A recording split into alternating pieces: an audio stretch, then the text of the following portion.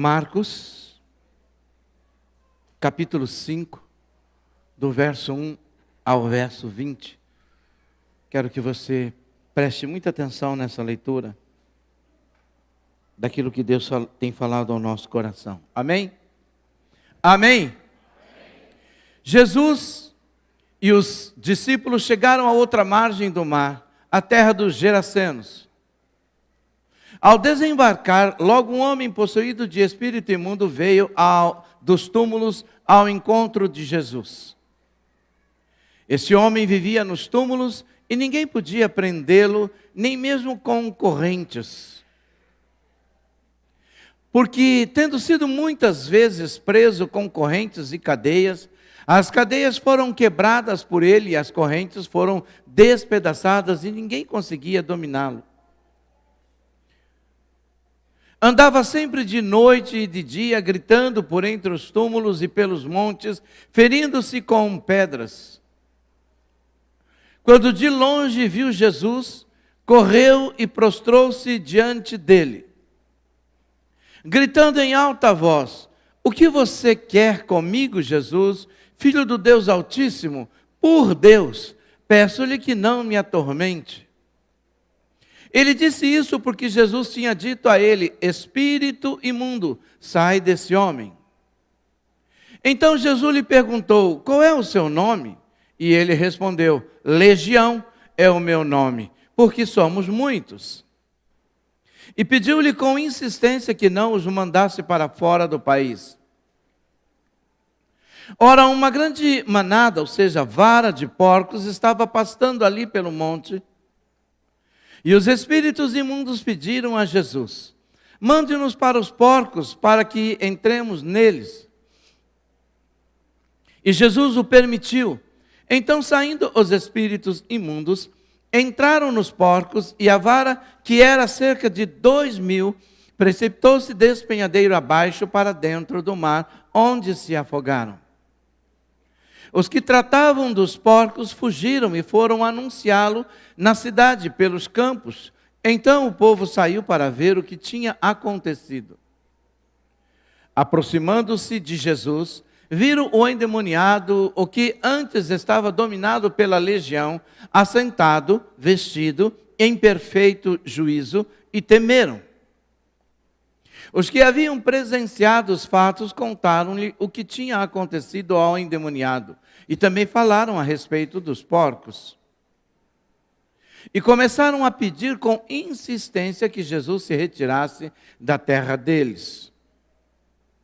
Quando Jesus estava entrando no barco, aquele que antes estava possuído pelos demônios pediu com insistência que Jesus o deixasse ficar com ele. Porém, Jesus, porém, não o permitiu. Ao contrário, ordenou-lhe: "Vá para a sua casa, para os seus parentes, e conte-lhes tudo o que o Senhor fez por você, e como teve compaixão de você." Então ele foi e começou a proclamar em Decápolis tudo o que Jesus lhe tinha feito, e todos se admiravam. Amém? Aleluia. A prioridade de Jesus. A gente sabe que a prioridade de Jesus é fazer a vontade do Pai. E a prioridade do Pai sou eu e você. Logo, a prioridade de Jesus somos nós. A prioridade de Jesus é o ser humano, perdido por causa do pecado. Não por causa do Pai, mas por causa do pecado do próprio homem. O pecado separou e continua separando o homem de Deus e impedindo Deus de ouvi-lo. Isaías 59, verso 1 e 2, lemos o seguinte: "Eis que a mão do Senhor não está encolhida para que não possa salvar, e o seu ouvido não está surdo para não poder ouvir. Mas a iniquidade de vocês fazem separação entre vocês e o seu Deus, e os pecados que vocês cometem os levam a esconder o seu rosto de vocês, para não ouvir os seus pedidos. É o pecado que faz com que Deus não estenda a sua mão, não ouça o que nós falamos. Mas embora o pecado faça essa separação, Jesus foi a providência de Deus para que Deus nos ouvisse, para que Deus estendesse a sua mão. A mão de Jesus sobre nós, ou para nós, tem nome, chama-se Jesus Cristo. O que abriu os ouvidos de Deus e os seus olhos para nos ver, também tem nome, chama-se Jesus Cristo. Portanto, o foco de tudo na vida do cristão deve ser sempre, em primeiro lugar, em segundo lugar, em terceiro lugar, em quarto lugar, Jesus Cristo. Sempre Jesus deve vir em primeiro lugar. Porque assim como a prioridade dele somos nós, a nossa prioridade também deve ser ele. Deve ser ouvi-lo e cumprir aquilo que ele pede para nós. Nem de longe, eu e você vamos conseguir entender o amor de Deus pelo pecador. Quando eu paro para pensar nisso, quando eu paro nas minhas meditações para pensar sobre o pecado de forma mais objetiva e pensar no amor de Deus, eu termino em choro. Porque eu não consigo compreender como que Deus pôde me amar, como que Deus pode nos amar dessa maneira. Porque não foi que Ele nos amou um dia e ponto. Ele continua me amando e te amando, apesar das nossas gafes, dos nossos erros, das nossas falhas. E agora, Ele nos ama na condição de filhos, filhos que erram, filhos que muitas vezes se tornam pródigos, filhos que às vezes mesmo dentro de casa não estão com o pai.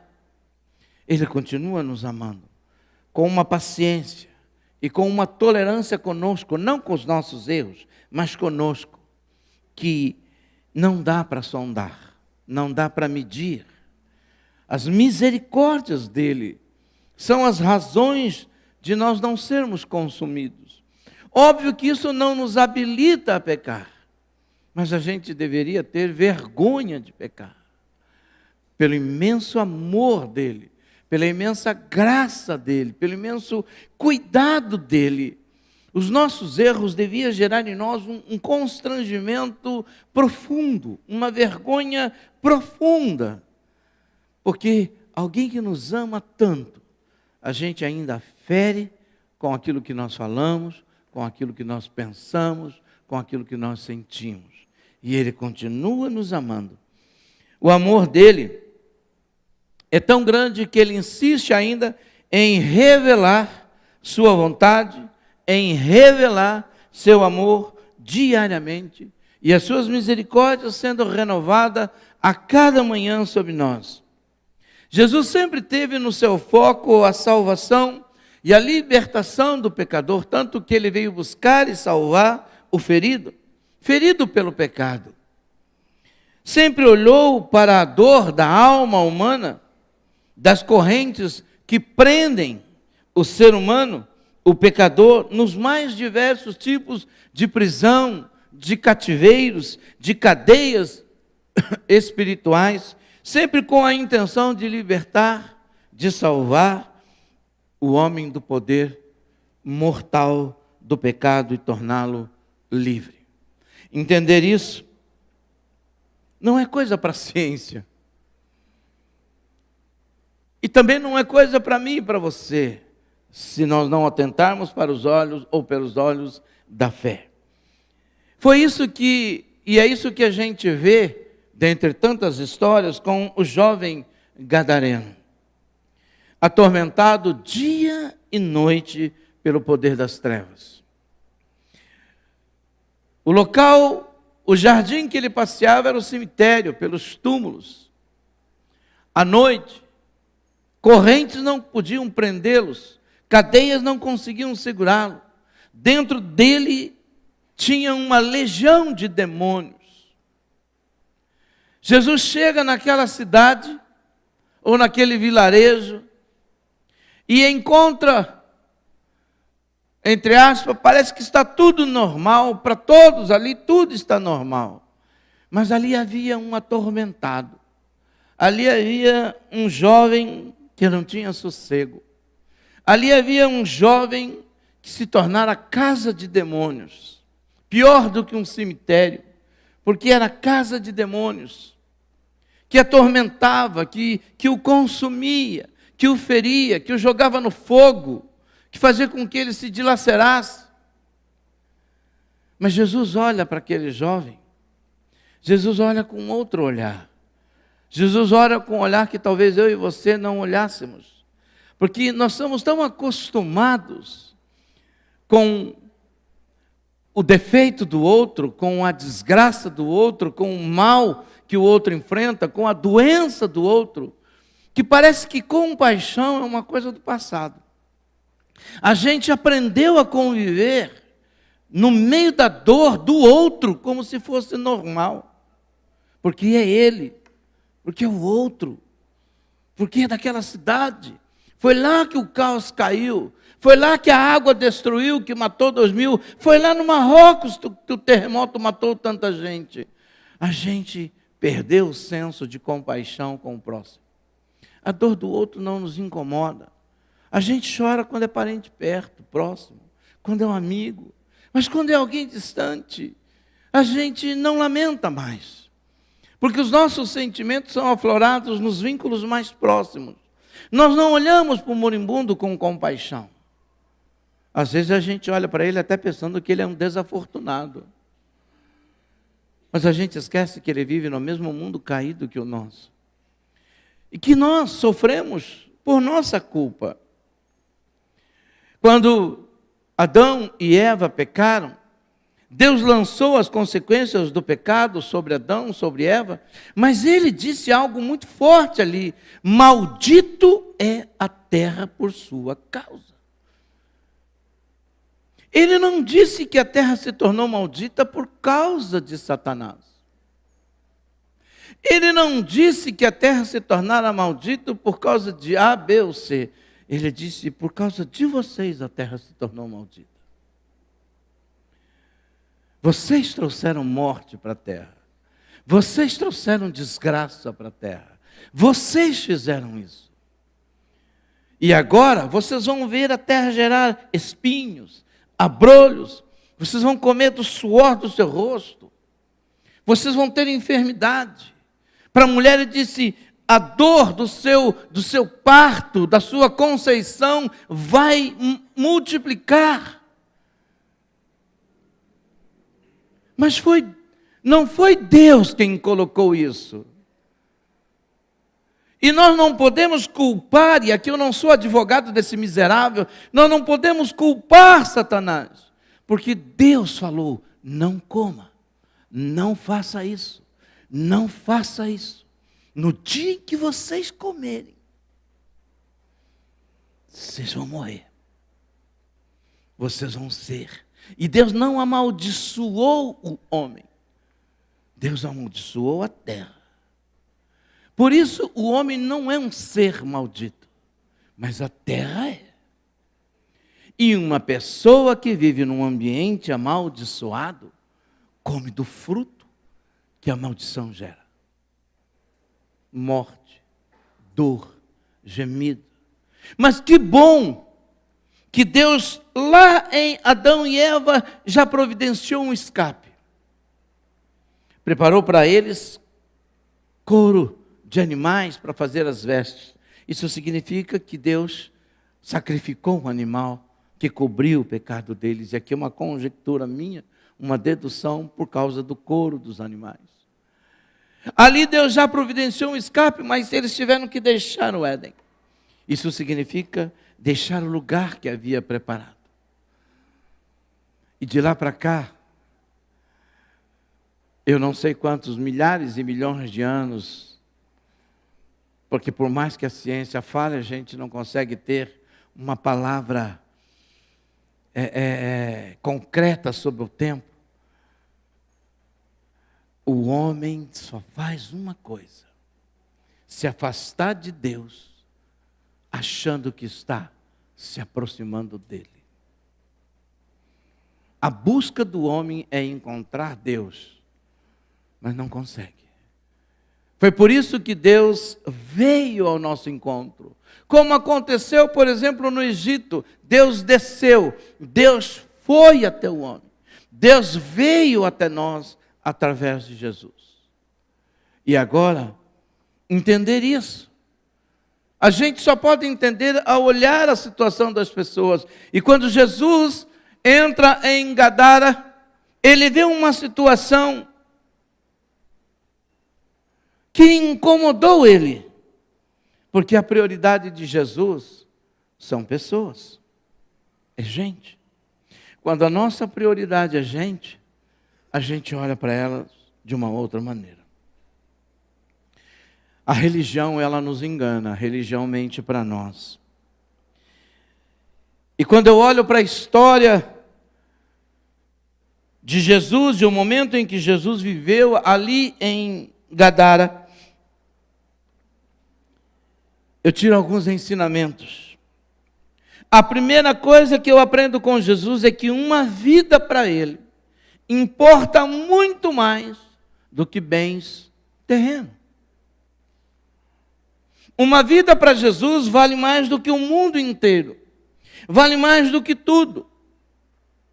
Ele foi capaz de dar ordem aos demônios que saíssem daquele jovem e entrasse em uma vara de porcos, mais de 2.000 porcos, e eles se atiraram no mar e morreram todos. Saiu de dentro de uma única pessoa, mais de 2.000 demônios. A física diz que 2 corpos não podem tomar o mesmo lugar no espaço. Mas no mundo espiritual, não sei quantos demônios podem habitar em um corpo. Porque ali tinha 2.000. E o que é mais interessante é que não engorda. O cara não engordou mesmo tendo mais de 2.000 demônios dentro dele. Às vezes a gente vê aí manifestações demoníacas de uma pessoa tem um demônio, a gente já fica espantado. Imagine Jesus enfrentar uma pessoa que tinha 2.000 demônios. E eles se incomodaram tanto, esses demônios, que eles falaram: em nome de Deus, não nos perturbe. Ele está como que repreendendo Jesus em nome de Deus. É interessante, Marcos capítulo 5, que nós estamos lendo, o verso 11 ao 13, diz assim: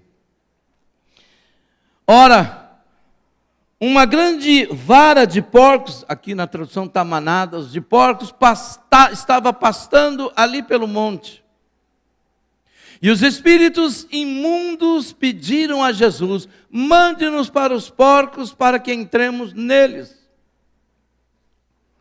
E Jesus permitiu, então, saindo os espíritos imundos, entraram nos porcos, e a vara ou manada, que era cerca de 2.000, precipitou-se despenhadeiro abaixo para dentro do mar, onde se afogaram. Por isso que corrente não conseguia segurá-lo, cativeiro nenhum conseguia prendê-lo. Por isso que o lugar dele era o cemitério, ali com os mortos. Por isso que o lugar dele era a escuridão. Porque ele virou uma casa, a habitação de 2.000 demônios, mas isso não incomodou o povo da cidade. As pessoas tinham medo, mas as pessoas viram aquilo como normal, como muitas vezes nós olhamos como normal. E nem sequer oramos. Mas Jesus olhou para aquele homem e expulsou os demônios. E quando os demônios falaram para eles: manda-nos para lá, manda-nos para os porcos. Jesus não pensou no prejuízo que ia dar àqueles homens que criavam, aos fazendeiros, aos criadores de porcos, porque era um animal imundo, considerado pela lei judaica, mas não era por causa disso. Jesus simplesmente disse: pode ir. E eles foram, e morreram todos os porcos. Porque Jesus não está interessado em bens. Jesus está interessado em mim e em você. Jesus não está preocupado no prejuízo que Ele vai dar para você para te libertar. Por isso que eu disse que às vezes as pessoas não querem muito saber de Jesus, porque quando Ele entra na vida da pessoa, parece que a vida vira de cabeça para baixo. Aquilo que estava numa aparente ou numa pseudo-ordem vira uma desordem. Aquilo que estava normal vira um caos. E a pessoa pergunta, meu Deus, a minha vida não era assim antes de eu seguir Jesus, e agora que eu entreguei minha vida para Ele, que olha o que aconteceu. É a enfermidade, a crise de desemprego, a crise disso, a crise daquilo. Meu Deus, o que está acontecendo? Porque a gente não procura entender que às vezes Mamão te deixava bem, o príncipe desse mundo te deixava bem, porque era ele quem te dava. E talvez aquilo que você conquistou, não conquistou da maneira que Deus queria que você conquistasse. E quando você veio, Mamão reivindica tudo que é dele. Ele tira tudo que você tinha. Mas as pessoas não querem. Jesus não está preocupado com os bens que nós perdemos, com a casa que a gente perde. Honestamente, não é essa a grande preocupação, mas com uma alma que se perde. Marcos 8,36 diz, de que adianta uma pessoa ganhar o mundo inteiro e perder a sua alma? De que adianta ela investir toda a sua vida em acumular bens nessa terra, mas a sua alma está perdida? A sua alma não tem descanso eterno. Vai viver atormentado. Há pessoas que elas encontram paz, segurança e refrigério nos bens que elas têm. Mas com Jesus não é assim. Mateus capítulo 6, versículo 21, ele diz, onde estiver o seu tesouro, ali estará o seu coração. Qual é o seu tesouro? Aonde está o seu tesouro? Sou eu e você, nós decidimos o que é o nosso tesouro. Porque é ali. Se você quer procurar aonde está o coração de uma pessoa, pergunte para ela o que é mais importante para você. E ela diz, mais importante para mim, o mais importante para mim é a minha família. Esse é o tesouro dela, ali está o coração dela. O que é mais importante para você? No momento mais importante para mim é a minha formação. Esse é o coração, esse é o tesouro dela. É difícil você perguntar para um cristão o que é mais importante para você e ele de pronto responder, é Jesus Cristo. Qualquer um de nós vamos pensar nessa terra e nas coisas da terra. Rapidamente. O mais importante para mim é a minha família. A gente se esquece que Jesus disse, aquele que amar a sua casa, o seu pai, a sua mãe, mais do que a mim, não é digno de mim. Pastor, mas Deus sabe que não é isso que nós estamos querendo dizer. Será que não? Será que não mesmo?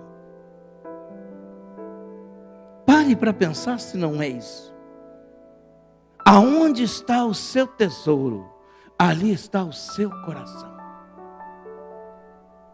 Se o nosso tesouro é Jesus Cristo, nós vamos encontrar e as pessoas encontrarão o nosso coração lá. Mas se o nosso tesouro são os bens dessa terra, o nosso coração vai estar lá. As outras coisas são secundárias.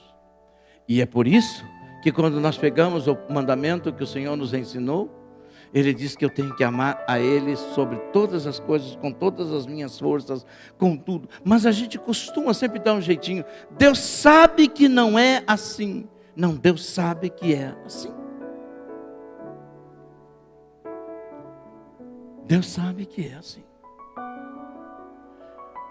Mas quando ele chega ali em Gadara, ele descobre isso. Quando ele olha para aquelas pessoas, e a vida seguia normal. Jesus entra e muda alguma coisa ali naquela cidade, e na mudança que ele provoca, ele faz algumas descobertas que nos assustam, porque são descobertas de hoje, atualizadíssimas. Por quê? Porque há pessoas mais interessadas em bens do que em pessoas. Há pessoas que elas estão mais em busca do que elas podem ter do que o que elas podem ser. Veja, Marcos capítulo 5, lá no versículo 15 a 17, o que nós lemos. Aproximando-se de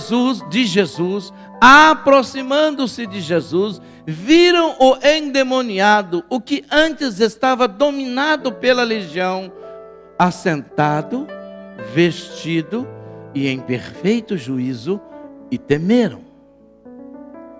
Os que haviam presenciado os fatos contaram-lhe o que tinha acontecido ao endemoniado e também falaram a respeito dos porcos. Eles contaram os dois fatos para eles. E olha o que foi a resposta deles.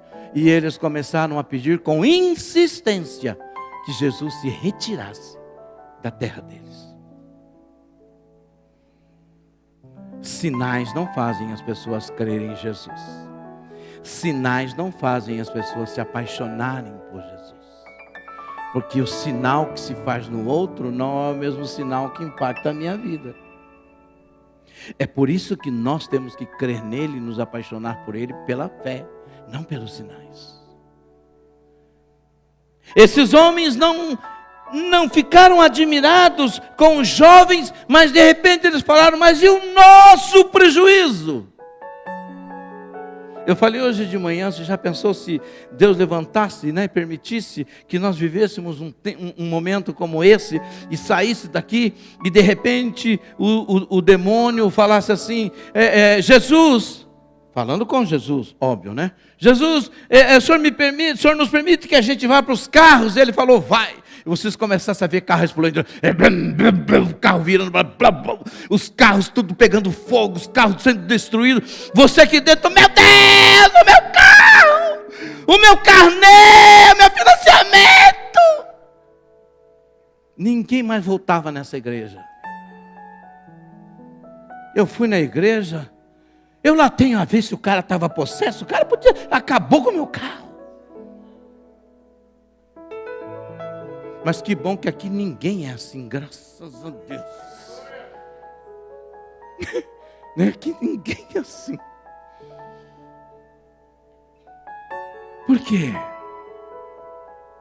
No outro dia, que ia ter de atendimento de gente da minha sala: pastor, a igreja não pode indenizar o meu carro, porque me ajudar a pagar as prestações. Por quê?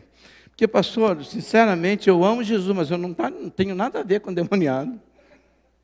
E olha o prejuízo que ele me deu. Se o senhor não, eu não vou vir mais.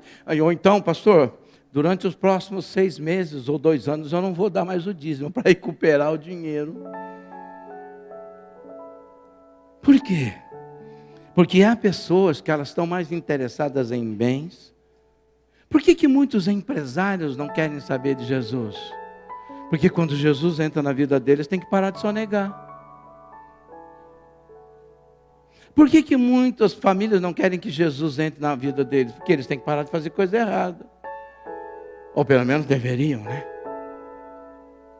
Por que muitas vezes o jovem não quer Jesus? Porque ele vai ter que ter uma vida de santidade. Tudo tem um preço. E eu não estou afim disso agora. Tudo bem que Jesus faz coisas boas, mas se Ele me abençoar, se a contrapartida for uma vida de santidade, eu não quero.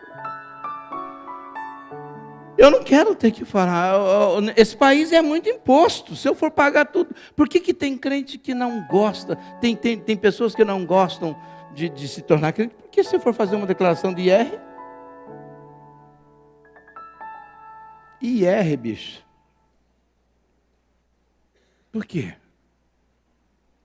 Porque eu tenho que declarar tudo que eu ganho.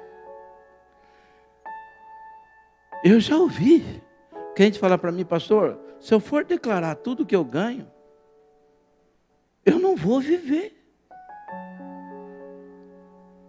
É muito imposto nesse país. Mas no fundo isso revela o tesouro. Isso revela o coração.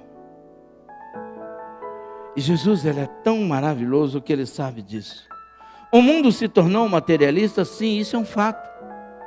Mas nós também precisamos ter consciência de que muitos cristãos se tornaram escravos do dinheiro e escravos de mamão. Porque é assim que as pessoas vão nos aceitar. Olhando a marca da nossa roupa, a marca do nosso tênis, do nosso sapato, olhando o ano do nosso carro. É assim que elas nos aceitam. Olhando a posição que nós temos. Elas não olham para nós pelo que nós somos, mas pelo que a gente tem. E isso, por incrível que pareça, não foi o que Jesus viu. Mas quando eles souberam do prejuízo que Jesus lhes causara, eles logo pensaram, se aparecer mais um endemoniado aqui, a gente vai quebrar. Se aparecer mais um encapetado aqui, Jesus, e se esse encapetado tiver 4.000 demônios, ferrou. Então Jesus, vai embora daqui. Não fica aqui não. Nós não queremos a sua presença aqui. A sua presença incomoda. A sua presença está trazendo prejuízo. A sua presença está fazendo a gente perder. Porque o nosso conceito de ganho não passa pelo conceito de perda. É sempre pelo conceito acumulativo. E isso é conceito de ganho.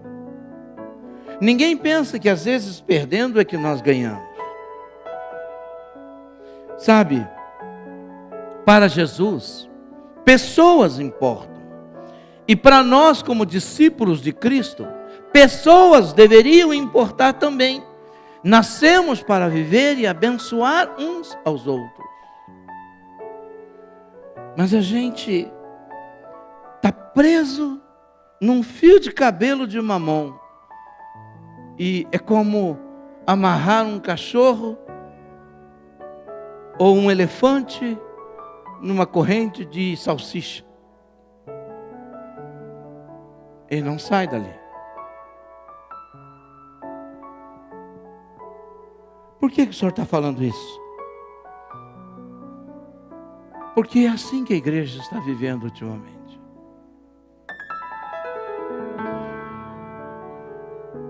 Eu falei hoje de manhã muito sobre programas de rádio e eu agora não vou falar à noite.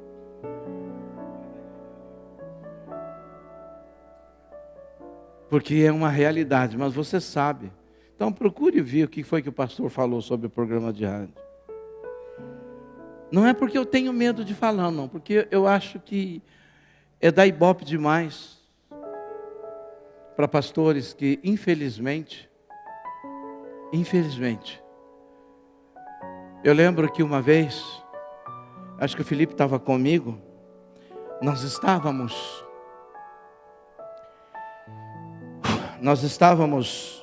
num encontro de pastores e nós estávamos estudando o livro de Judas, lembra?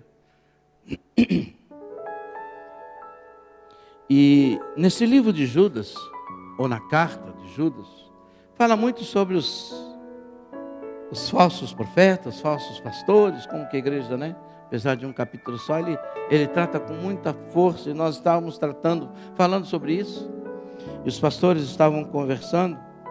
E vocês sabem que eu sou meio língua solta, né? Você não quer ouvir, não pergunte para mim. Aí os pastores chegaram e começaram a falar. Falaram, pastor, o que o senhor acha disso? Eu falei assim, olha, eu vou falar uma coisa para você, querido. Lã de ovelha dá dinheiro. Osso de ovelha dá muito dinheiro. Leite de ovelha dá muito dinheiro. Couro de ovelha dá dinheiro. Carne de ovelha dá muito dinheiro.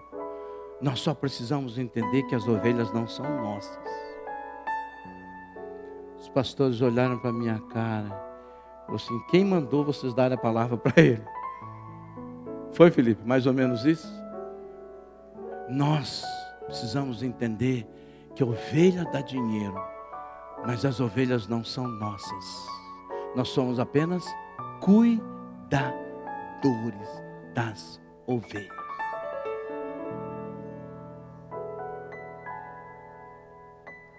Mas há líderes que amam o dinheiro. Paulo, escrevendo a Timóteo, diz que alguns entraram no ministério por causa do dinheiro. Entraram no ministério por causa do poder. Entraram no ministério e ovelha tem visão curta. Ovelha, se você colocar ela, pôr uma vara aqui, mandar ela pular, puc, puc, puc, aí você tira a vara toda, ela vem puc, puc, puc, continua pulando sem vara. Ovelha é inocente. É por isso que Deus diz: eu não vou cobrar delas, eu vou cobrar de você.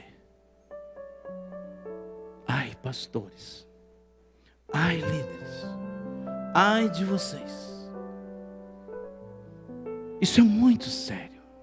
Mas a ovelha precisa aprender a pensar no que ela ouve, estudar a palavra, ser bereano, investigar, para não se deixar ludibriar por pessoas que vendem bênção, que vendem milagres, que vendem fetiches, porque são pessoas que elas usam o nome de Jesus, porque dá muito dinheiro o nome de Jesus.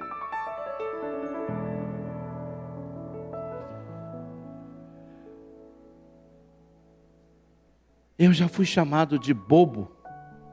Você é trouxa. Por que eu sou trouxa? Porque para ter a igreja que você tem e viver a vida que você vive, você é muito trouxa. Pastor, quem que falou isso? Pastor, colega de ministério. Não de igreja, da mesma igreja, graças a Deus, mas de ministério. Pastor, você tem que parar de ser tonto. Você tem que trocar de carro todo ano. Eu falei: se eu trocar de carro todo ano, a igreja me troca.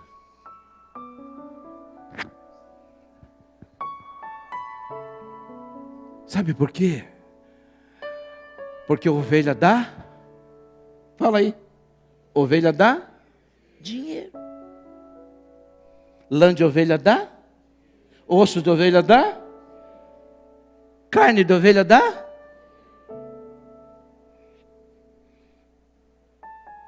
Dá dinheiro. Pastor, então nós não podemos fazer campanha? Claro que podemos, nós estamos numa. Que, aliás, deixa eu lembrar que você já comprou sua cadeira. Karina, pega o carnezinho e vai passando nas cadeiras. Não é? Mas vocês estão entendendo o que eu estou falando, sim ou não? Eu não sou contra, até porque eu sou pastor, eu seria contra falar que pastor tem que ganhar mal, pastor tem que passar fome, pastor tem que sofrer. Eu sou totalmente contra isso. A igreja tem que cuidar bem dos seus pastores. Mas eu sou contra quando às vezes as pessoas usam disso para enriquecer ilicitamente. Pastores que se corromperam usando a verdade. Eu falei que eu não ia falar, mas eu vou falar. Eu falei que eu ouço uma rádio evangélica.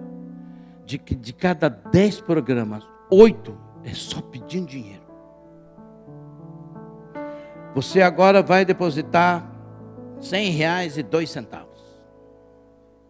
Você agora vai depositar R$15,03. E depois manda seu nome que eu vou orar por você. Manda seu nome agora, faz agora, anota aí. E eu fico me perguntando: pastor, o senhor é contra? Não. E eu acho que o coração do povo de Deus tem que ser para ofertar. Tem que ter um coração que oferta. Tem que ter um coração generoso. Até porque, para mim, dízimo não testa generosidade de ninguém. Dízimo não testa generosidade. Dízimo testa fidelidade, aliança, compromisso com aquilo que foi conversado. Mas generosidade está na doação, na oferta. Ali é a demonstração da generosidade. Mas quando isso é feito de uma maneira ilícita, quando a gente aperta a ovelha e faz ela sangrar para que nós possamos viver bem, tem coisa errada aí.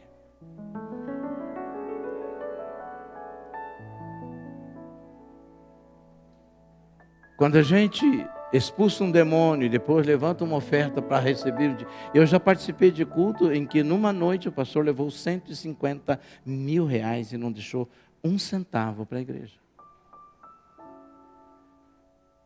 E as pessoas deram, claro, ovelha inocente. Com toda certeza. Lógico que dá. Traz uma palavra direcionada para vocês. Gera aqui um quebrantamento daquele poderoso.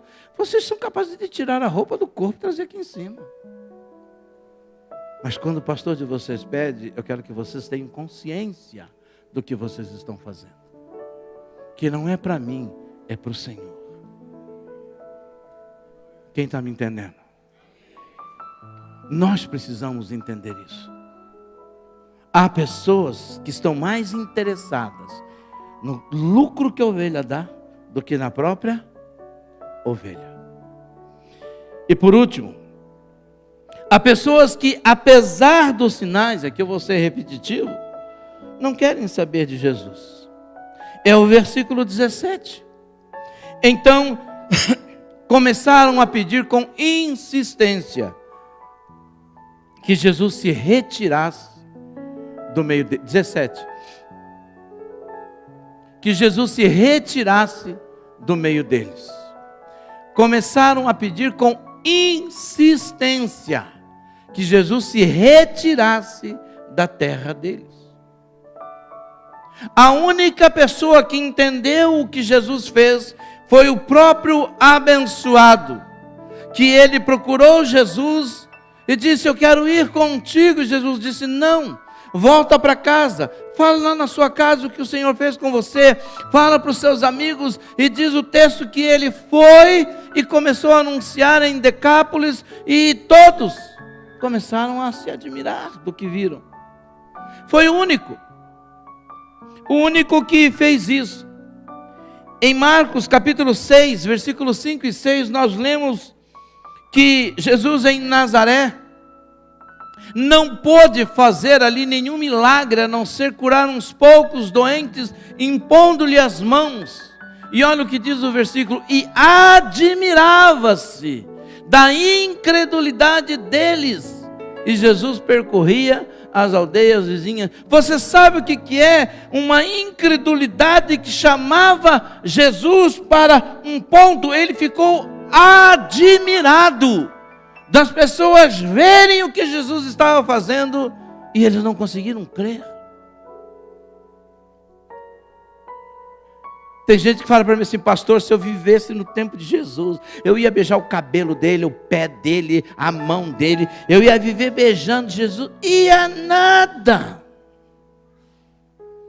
Se as pessoas no tempo dele chamaram a atenção, Jesus ficou admirado das pessoas verem ele curar, ele libertar pessoas, e as pessoas não conseguiam crer, acreditar que ele era o Messias.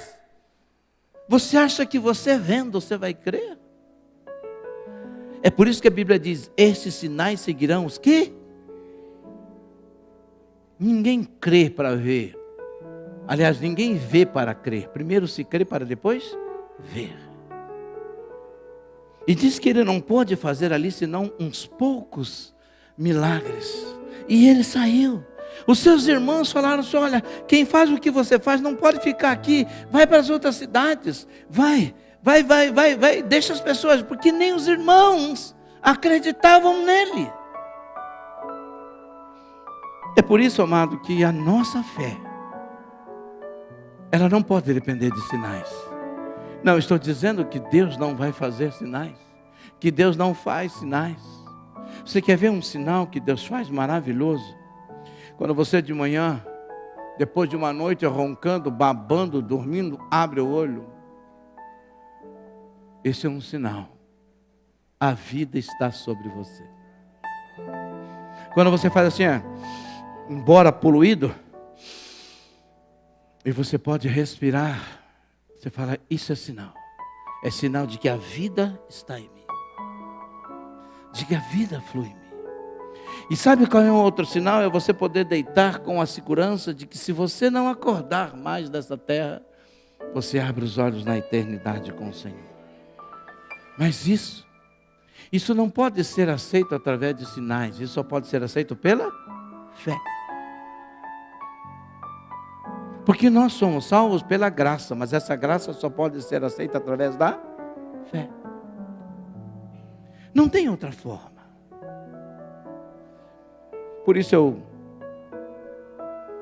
quero dizer para você, querido, sempre haverá os que amam mais o mundo do que a Deus. Sempre haverá as pessoas que, apesar dos sinais, elas não querem saber de Jesus na vida delas. Há muita gente assim. Elas querem primeiro aproveitar a vida e viver a vida. Depois, quem sabe, um dia. Há muitos anos atrás eu contei uma historinha, só para encerrar. Eu quero contar essa história para vocês. Eu já contei há muitos anos e eu acredito que você nem lembre mais. De que uma jovem, todos os dias, a mãe dela falava para ela entregar a vida para Jesus e para ir para a igreja com ela. Ela falou, não, eu não vou para a igreja agora não. O que eu vou fazer na igreja? Mãe, não quero isso não. Mas um dia, quando eu tiver a sua idade, que eu viver bem, aproveitar bem a vida, aí eu vou para Jesus. Passou algum tempo, provavelmente ela esqueceu disso, e a mãe dela não esqueceu. E no aniversário da filha dela, ela programou uma grande festa para a filha. 3 dias antes ela comprou um buquê. Quando a filha viu aquele buquê na cozinha, ficou, nossa mãe, que buquê lindo. Falou, eu vou dar de presente para alguém. Ah, mas para quem quer? Depois você fica sabendo. E a mãe colocou lá fora no quintal, sem que a filha visse. E bateu o sol, secou, murchou, ficou feia. As folhas começaram a cair, algumas delas. Ficou horrível aquele buquê. Eu não sei se isso é verdade, eu estou falando aquilo que eu ouvi, tá? No dia do aniversário, a filha estava lá feliz, bonita. A mãe dela pegou o buquê e levou para a filha. Tal filha. Todo mundo ficou admirado. Mãe, a senhora é louca! A senhora é louca de me dar uma flor dessa, mãe. Que amor é esse? Ela falou, mas não é isso que você quer fazer? Quando você for velho e não prestar para mais nada, que você quer que Jesus te aceite? Se você não aceita o buquê, por que Jesus tem que aceitar a sua vida? Muitos querem gastar sua força e sua energia no mundo, quando não prestar para mais nada. Ignorância é uma coisa. Jesus aceita de 90 a 99 mil anos de idade. Mas quando você conhece a verdade e resolve conscientemente aproveitar o mundo, para que um dia, quando já não servir mais no mundo, você tiver gasto, usado, recalchutado, cheio de botox e tudo mais, não é? Aí você, ó Jesus,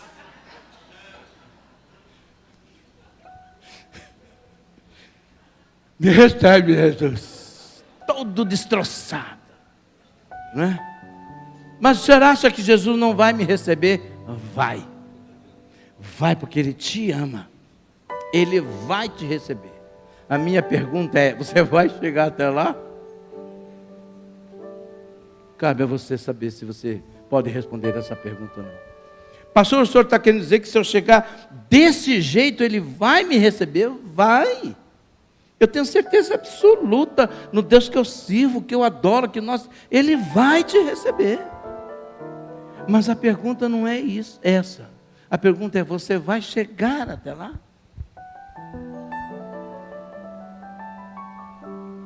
Espero que você pense nisso. A prioridade de Jesus são pessoas. Espero que a sua prioridade seja Jesus. porque a prioridade dele é você.